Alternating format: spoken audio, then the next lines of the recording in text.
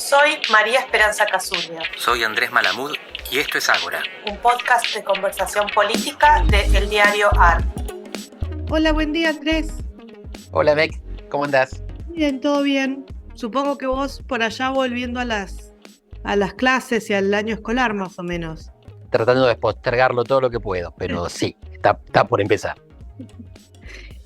Bueno, es una semana un poco rara, ¿no?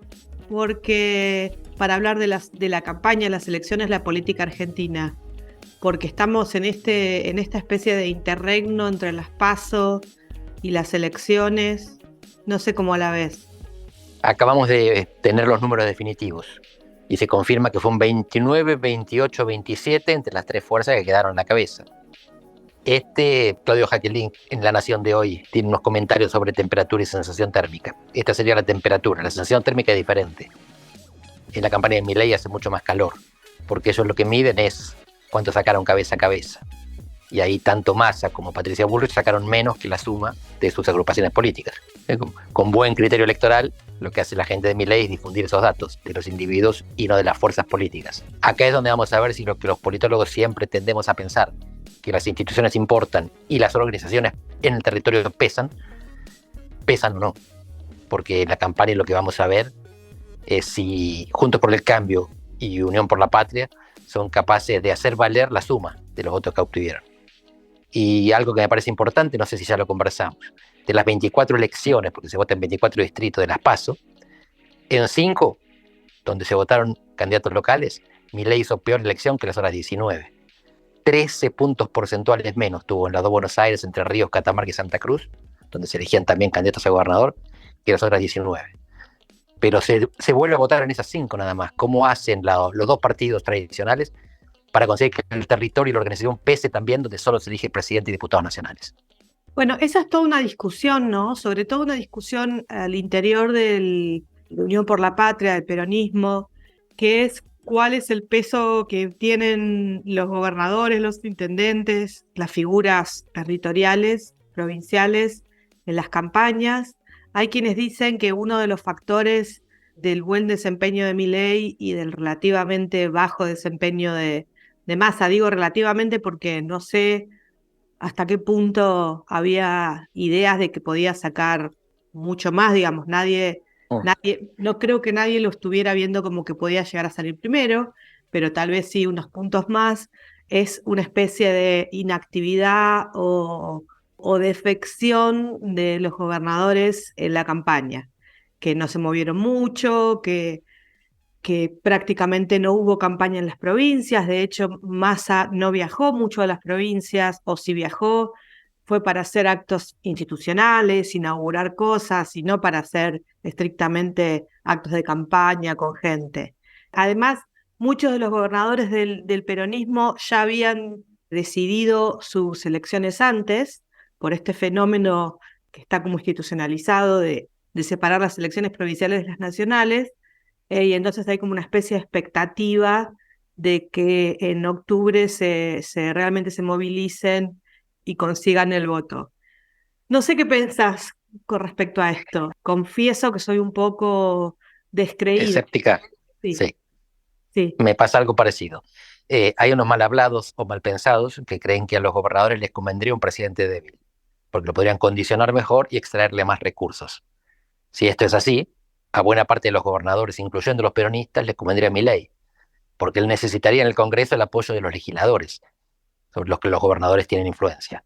Pero si esto es así, los gobernadores tienen que mejorar la elección que hicieron en sus provincias porque están perdiendo legisladores. Así que, manteniendo tu escepticismo, no creo que los gobernadores se desvivan, los gobernadores peronistas, para que gane Massa.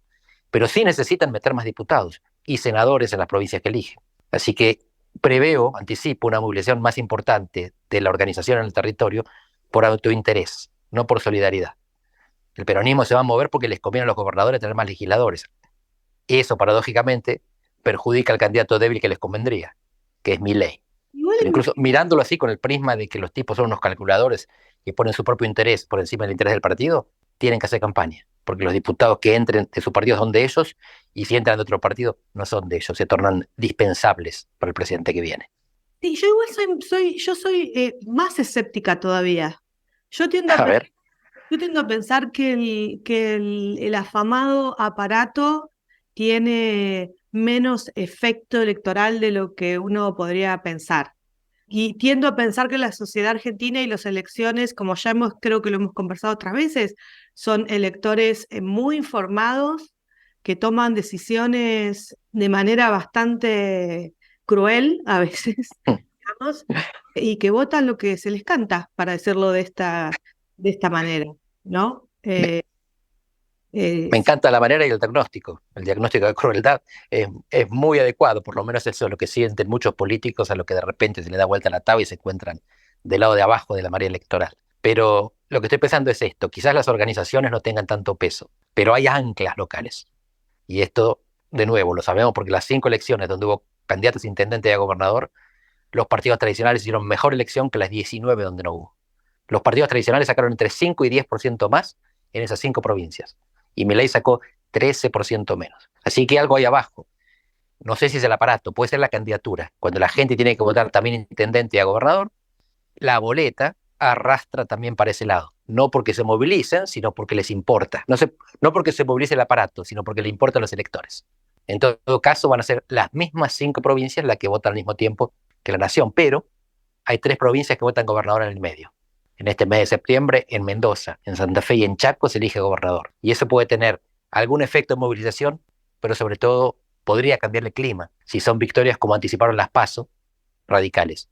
Por pura coincidencia, pero en los 3 distritos, en las PASO provinciales, no en las nacionales, ganó Juntos por el Cambio, con candidatos radicales. Y esto podría servirle a Juntos por el Cambio para crear un momentum, que es lo que, lo que hoy tiene Milei, momentum, inercia. Hoy lo que uno piensa cuando proyecta en función de lo que viene es Milei gana. Si de repente empieza a perder en las provincias, no sus candidatos, empiezan a ganar los candidatos de otra candidata presidencial, quizás cambie el clima. Esto es lo que están esperando de la misma manera que pretendieron cambiar el clima con el lanzamiento de Melconian como ministro de Economía de Patricia Bullrich. Me resulta más difícil entender qué podría hacer Massa para cambiar el clima, para tornarse él el candidato al momentum.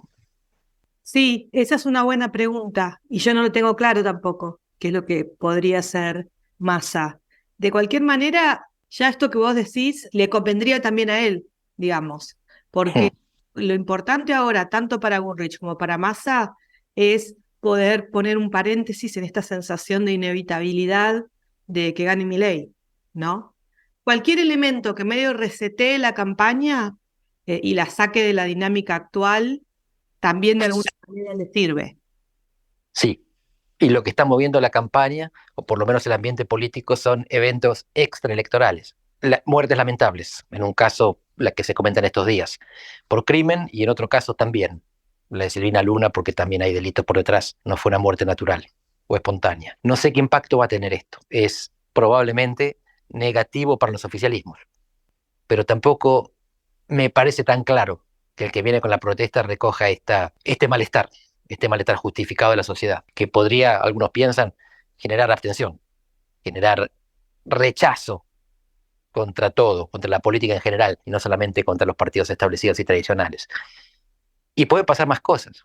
Siempre hablamos de eventos internacionales. Hoy la política internacional está difusa, pero el otro día el presidente paraguayo tuvo una expresión bastante desagradable hacia Sergio Massa. Y el presidente Lula tuvo una política favorable para Alberto Fernández, que en este momento no tiene peso electoral, pero pueden pasar cosas alrededor que tengan influencia sobre los candidatos. Cosas con Brasil. Hay un proceso en curso de negociación con la Unión Europea y un documento que está circulando en el Mercosur para contraproponer a la Unión Europea. Y hay muchas críticas, me llegan, del gobierno brasileño respecto a cómo negocia Argentina, que se hacen eco de lo que dijo el presidente paraguayo. No sé cuánto peso electoral puede tener esto, pero Lula es un personaje popular en Argentina. Bueno, popular para un sector y bastante impopular para el candidato que salió primero en las PASO. Pero se me ocurre que hay cosas imprevisibles que todavía pueden jugar de manera que no podemos prever.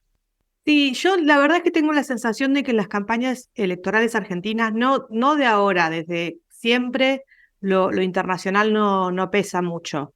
Me acuerdo cuando, qué sé yo, las campañas cuando se acusaba de chavismo, digamos, o sea, son temas que son, paradójicamente, son muy importantes, como vos decís, para sectores relativamente pequeños, de gente que está muy conectada con la política, pero no creo que sean los temas que determinan el voto de las mayorías.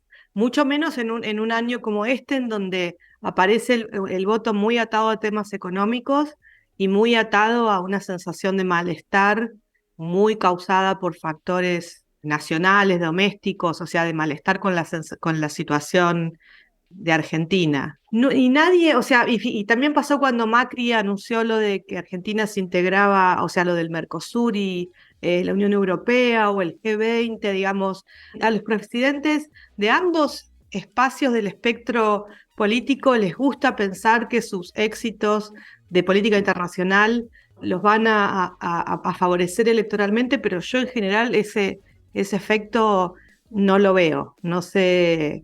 Completamente de acuerdo, completamente de acuerdo. Lo pondría de esta manera. Lo que se dice del mundo no interesa en la campaña. Lo que pasa en el mundo sí, pero lo que pasa en el mundo es el precio de las commodities, Exacto. no las alianzas internacionales. Si China crece, la economía mejora y el oficialismo se beneficia. Si China decrece, la economía se cae y el oficialismo pierde. Pero no es por lo que diga el oficialismo de China.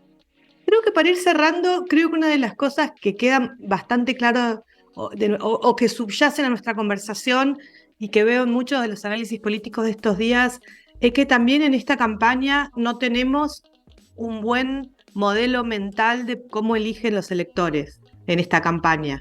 O sea, de qué es lo que priorizan en cada momento, ¿no? Yo pensaba que a Rodríguez Larreta le iba a ganar a Bullrich, o por lo menos iba a ser una elección que iban a estar muy cercanos, no lo estuvieron. Los electores evidentemente hicieron cosas que a priori uno dice, uy, no son muy comprensibles, como que le fuera muy mal a los candidatos de Milei en las elecciones provinciales y le fuera muy bien a Milei en las elecciones nacionales, o que le fuera muy bien a ciertos candidatos a gobernador peronista y no le fuera bien a Sergio Massa en esas provincias. O sea, sabemos que hay preocupación por la situación económica, sabemos que hay una situación de malestar, pero me da la sensación de que no tenemos un buen modelo de cómo los electores están interpretando estos eventos, ¿no? Es así, una pista que puedo dar, como para cerrar, y creo que va a salir un análisis en los diarios en estos días, es que como siempre, a menor nivel económico-social, más voto peronista, a mayor nivel económico-social, más voto de la coalición tradicional que supone el peronismo. La diferencia o la innovación de esta elección es que si vos ves la clase social y cómo se correlaciona con el voto Milei, no hay correlación. Es una línea horizontal. Milei tiene exactamente el mismo porcentaje en todas las clases sociales, entre ricos y pobres. Yo nunca había visto una cosa así. En todo el mundo siempre hay partidos que tiran para arriba y partidos que tiran para abajo en la atracción que tienen sobre las clases sociales. En el caso de Milei, no es una diagonal, es una recta plana en la mitad de la sociedad. Parece que el voto Milei es indiferente a la clase. Interesante. Hay que pensar y reflexionar sobre qué significa eso entonces. Nos quedan 2 semanas para hacerlo. Un abrazo, Andrés. Beso grande, Meki. Chao.